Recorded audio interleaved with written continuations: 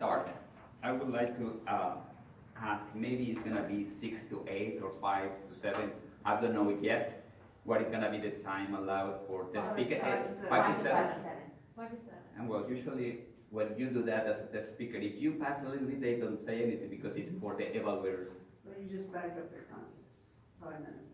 Okay. You won't be invited back. Okay, the next, before we start counting the time, a little bit introduction. The title of my speech is Innovation. And it's gonna be, well, 5 to 7 minutes.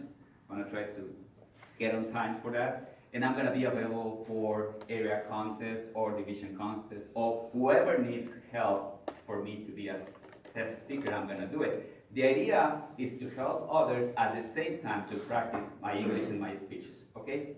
Now it's time to go. Have you ever think or thought about the faster and exponential growth of the technology and how that may affect your future?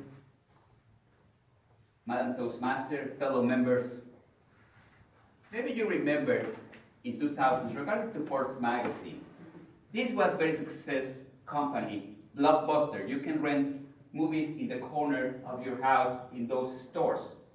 They've been very successful doing that.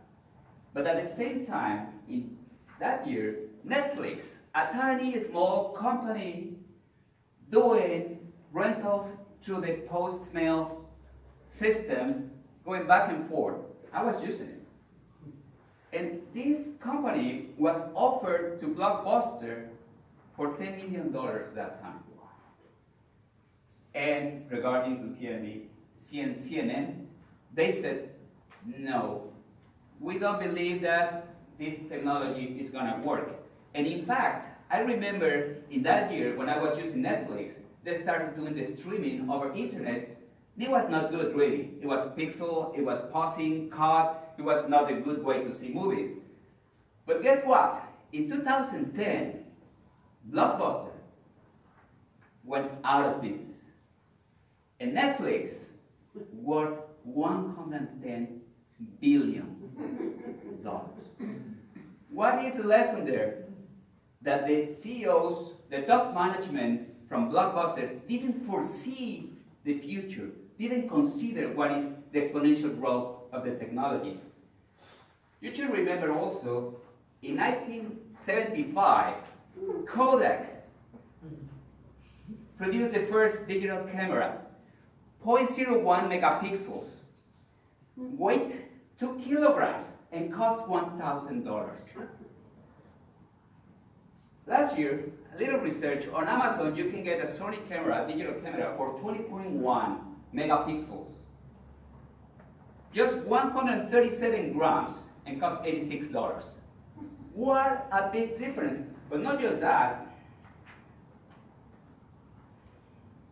With this, you have even better quality, and you don't have to carry that camera anymore. So this is good technology. In 1956, you maybe remember, IBM had the first computer with a hard drive, 5 megabytes hard drive. Just to give a perspective, 2 selfies from your mobile phone are less than 5 megabytes. Amazing. 2018, same. Amazon, you can get a micro SD card, which I have one here, that weight 4.5 grams, just like this. It is the size of a nail. And this is 200 gigabytes. When you see this, that is 1 ton, costs $100,000. Compared with this, there is no any way to compare this. There's no numbers to say that. And this is a market disruption. And what that means, that many companies that they didn't plan for the future, they go or they went out of business. I'm going to talk about microwaves.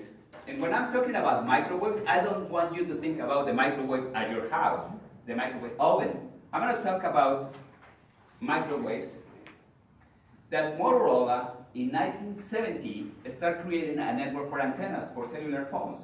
They spent $100 million and just for a small area. Right after, 3 years after, they create the first cellular phone that you need to carry the base 2 kilograms and have a cord with a handset. That was the first cellular phone. And now, once again, you have this. It weighs few grams and is as powerful as you can imagine. Do you remember this, the infrared technology, one of the first one? One company called Zenit in 1950 creates the remote control. Easy. Turn on and off your TV and then switch channels. That's it.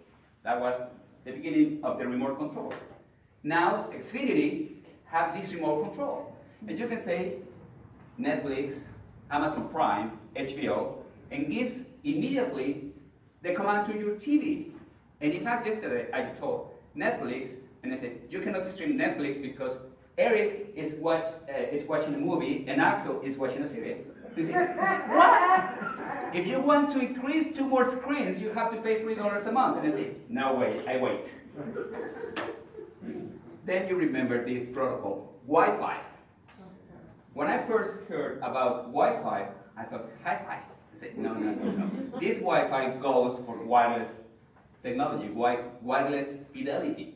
It was created by NCR and AT&T in 1991, and it was for the cashiers. It took 6 years for them to accept this as a protocol, and now it's everywhere. And right after, probably you have seen this. This is Bluetooth. And Bluetooth is a technology that started in 1988, and now is to connect devices in a small distance ratio. What I like is that you have all of this at home.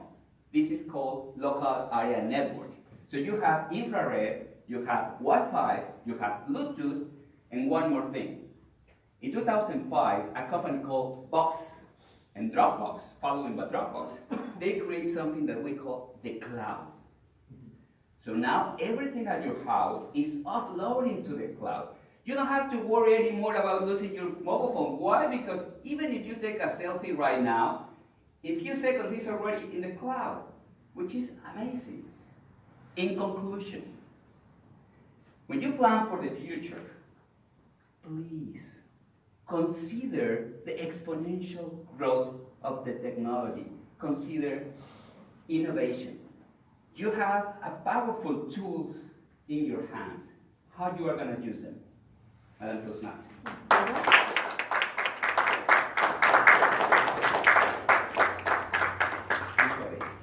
Thank you very much.